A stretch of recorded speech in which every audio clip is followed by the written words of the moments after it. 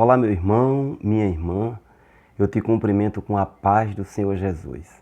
Como sempre, desejando que esta paz seja extensiva aos teus. Amém? A gente está no mês de setembro. No Brasil, é chamado Setembro Amarelo, isso desde 2005, uma vez que, neste período, é ampliada a sensibilidade à causa da depressão e do suicídio. Então eu vou trazer uma palavra neste cunho, mas para uma linha reflexiva. O dia 10 de setembro, ele é o Dia Mundial de Prevenção ao Suicídio.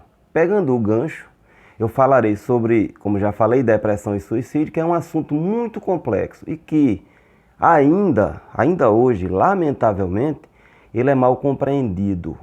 Eu enfatizo este termo lamentavelmente, porque há quem insista, talvez, né, por ignorância, em ser implacável ou até doutor em sofrimento alheio, quando o assunto é depressão e suicídio.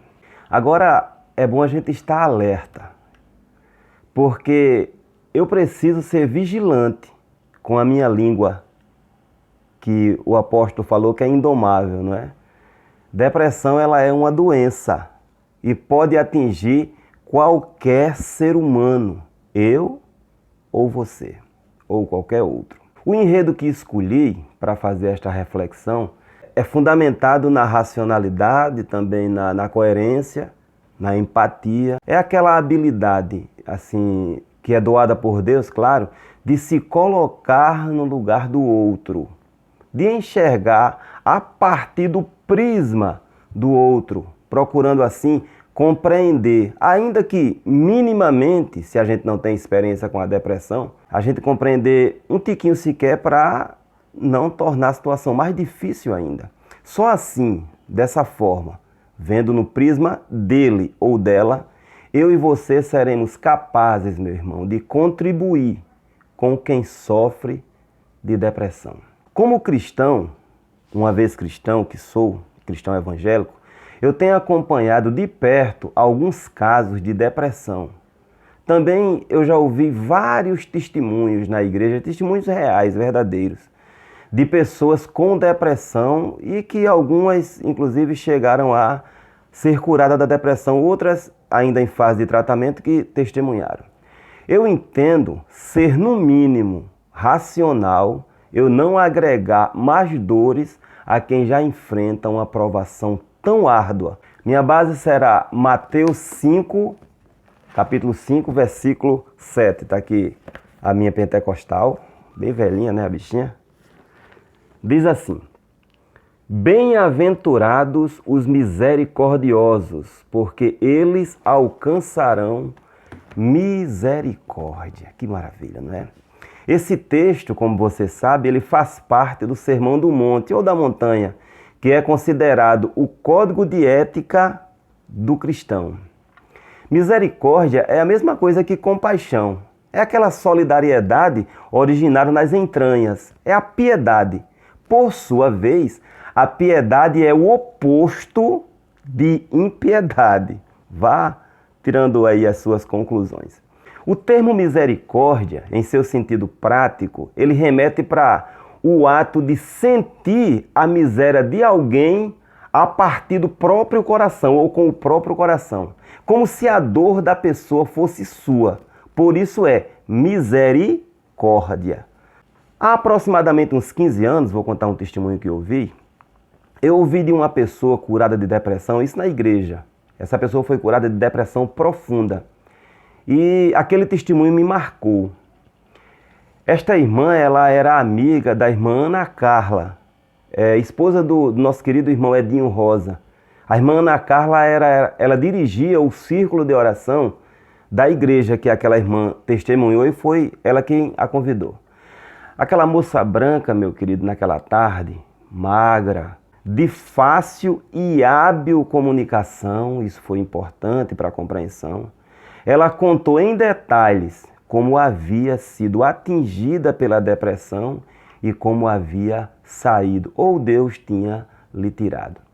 Ela falou de forma cautelosa, muito cautelosa, sem aquele objetivo infantil, eu julgo assim, de querer comover. Ela não teve a intenção de comover, mas comoveu. O Espírito falou aos corações.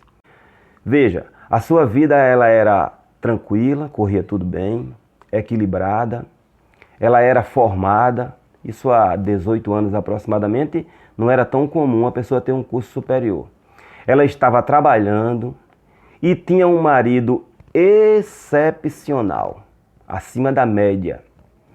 Como ela desconhecia os sintomas deste mal, da depressão, sem ela perceber e sem uma razão justificável, tudo foi perdendo o encanto, o brilho.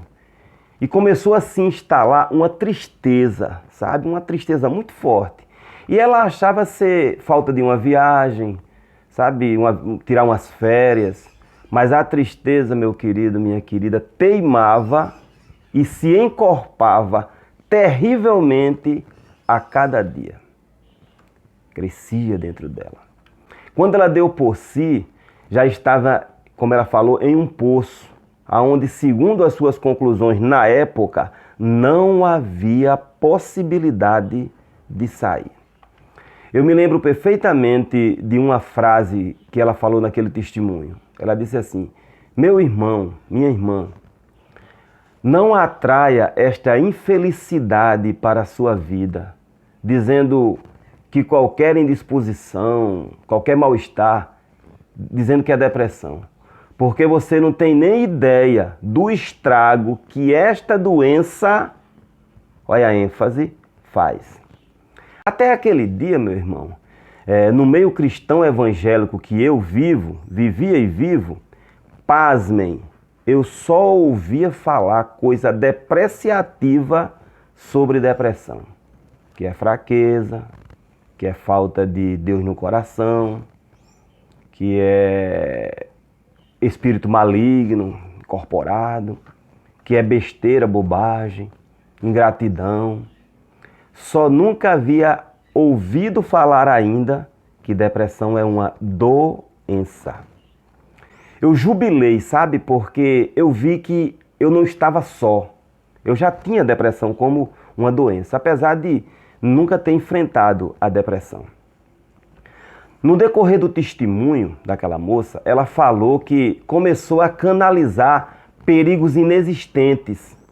A tristeza aumentando, né? Agora eram perigos apenas imaginários, mas era como se fosse acontecer de fato, entendeu? Pior ainda, ó, crescia dentro dela a vergonha de pedir socorro, pedir ajuda ao seu esposo, que era o seu melhor amigo, ela era bem casada. E começou ela a não querer mais se socializar, a ficar reclusa em casa. E paulatinamente, meu irmão, foi se isolando. Ela foi se isolando da vida social. Um isolamento por efeito da doença na mente, não por falta de amigos ou de amor. E a cada dia, segundo ela, o vazio aumentava. Ela foi ficando esquecida, desconcentrada, chorosa. As conclusões negativas elas foram aumentando. Chegou o ponto que a sensação que ela tinha era de carregar o mundo inteiro nas costas. Graças ao Senhor, eu atribuo ao Senhor e ela atribuiu também, o seu marido percebeu pela sua expressão facial, chamou ela e ela se abriu com ele. A partir dali, meu irmão, começou uma verdadeira batalha. Uma verdadeira batalha pela cura. Inúmeras vezes o seu esposo ele deixava de ir trabalhar para ficar o dia inteirinho com ela. O que a gente puder imaginar de carinho, de afeto, de companheirismo, de choro junto com ela, de palavras de ânimo, tentativa pelo menos de animá-la com palavras, de presentes, coisas que ela gostava antes, aquele homem dispensou para sua mulher. Mas dia após dia, a coisa parecia se complicar mais. Vá ouvindo, meu irmão, porque bem-aventurado são os misericordiosos. porque eles alcançarão misericórdia.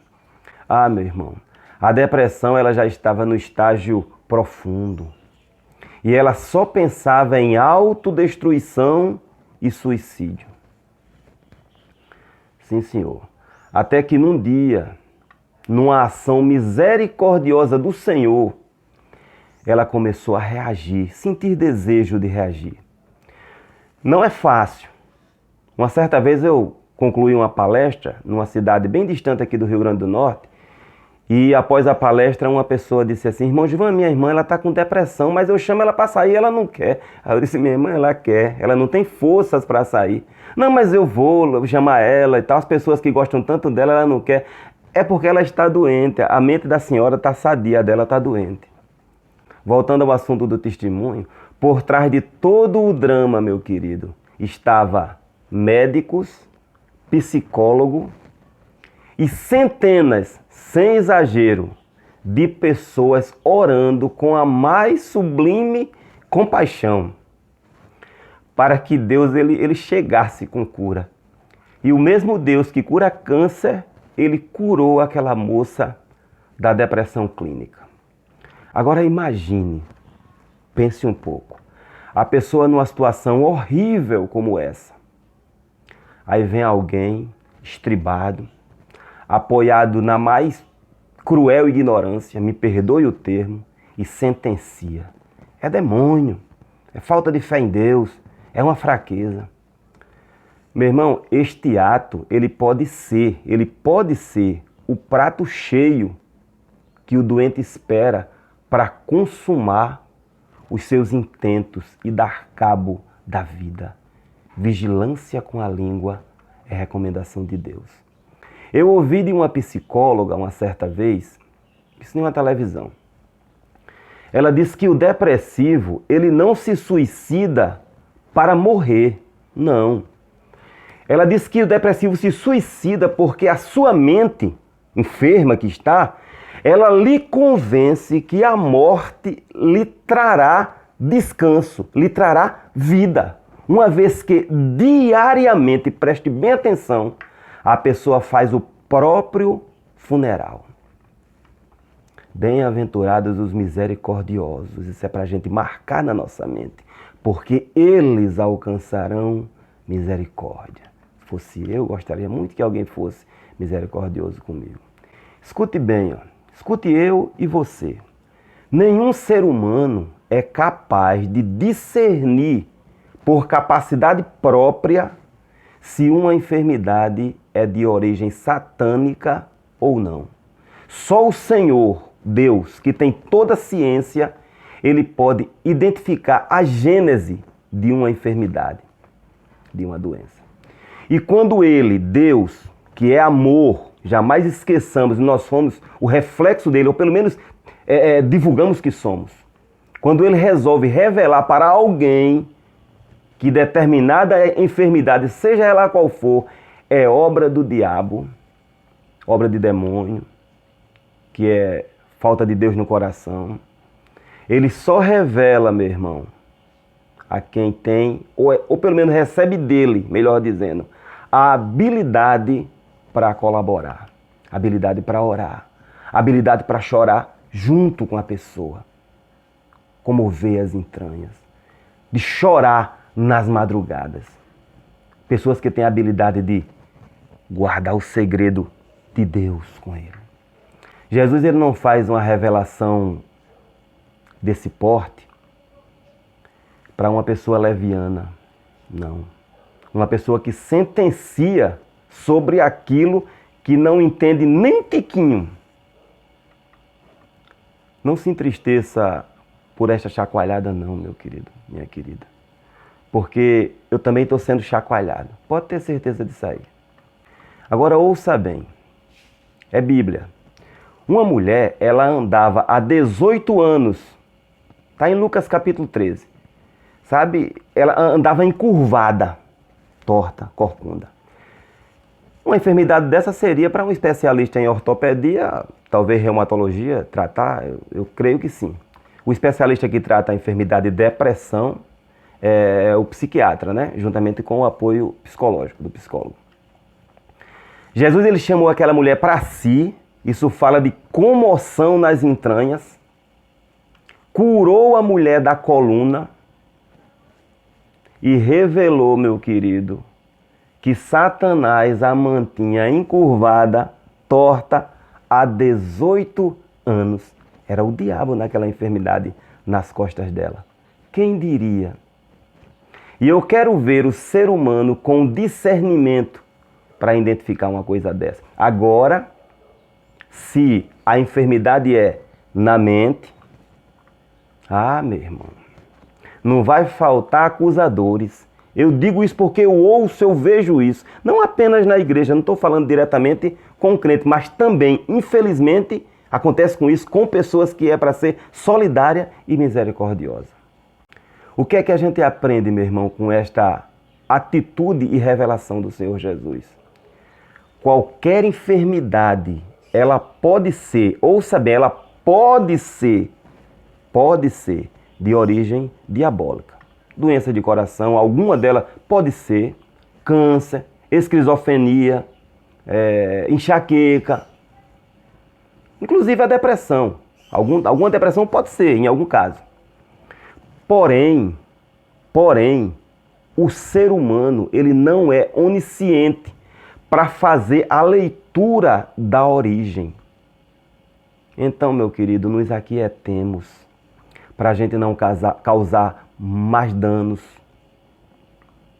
Nos aquietemos para a gente não causar mais danos. Só lembrando, quem deseja ser alcançado pela misericórdia de Deus, deve operar com misericórdia. Foi Jesus que falou, não é eu não. Bem-aventurados os misericordiosos, porque eles, os misericordiosos, alcançarão misericórdia. Para encerrar esse nosso diálogo, se porventura eu ou você constatar, essas coisas são divulgadas amplamente nas redes sociais, televisão, panfletos médicos, né? Se a gente constatar alteração de humor, desinteresse pela socialização, problemas de sono, mudança do apetite, alteração assim num peso que seja injustificável, falta de concentração, esgotamento físico, pensamentos negativos, tristeza crônica.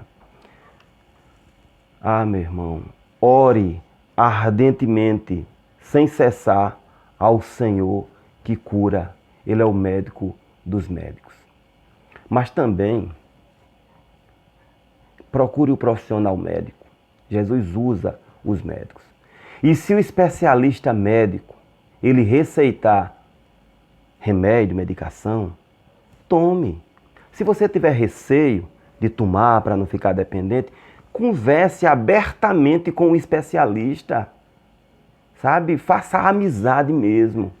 Os efeitos da medicação, eu já ouvi isso de um médico, os efeitos da medicação, eles são eficazes e não causam dependência quando se tem um acompanhamento profissional sério, quando se tem um diálogo aberto com ele e quando a pessoa é disciplinada. Fica na paz, meu irmão, minha irmã.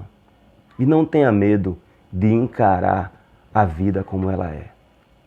Se porventura você pensava diferente, pense com cuidado, porque eu e você, às vezes pode falar alguma coisa que seja uma abertura de cova diante dos passos futuros da gente. E essa doença, como doença é, ela pode vir nos atingir. Misericórdia e canja de galinha não faz mal a ninguém. E bem-aventurados são os misericordiosos, porque eles alcançarão misericórdia.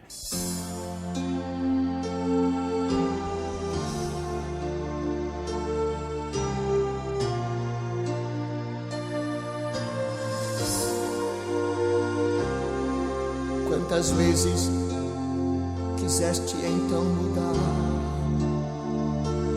teu pensar, teu modo de agir,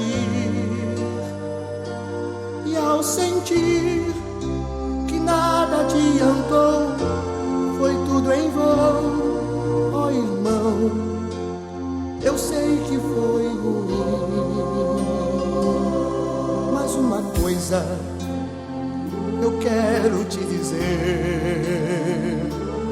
Deus te ama assim como tu és. Mesmo quando muitos dizem que não há mais solução, teu Senhor estende a sua mão.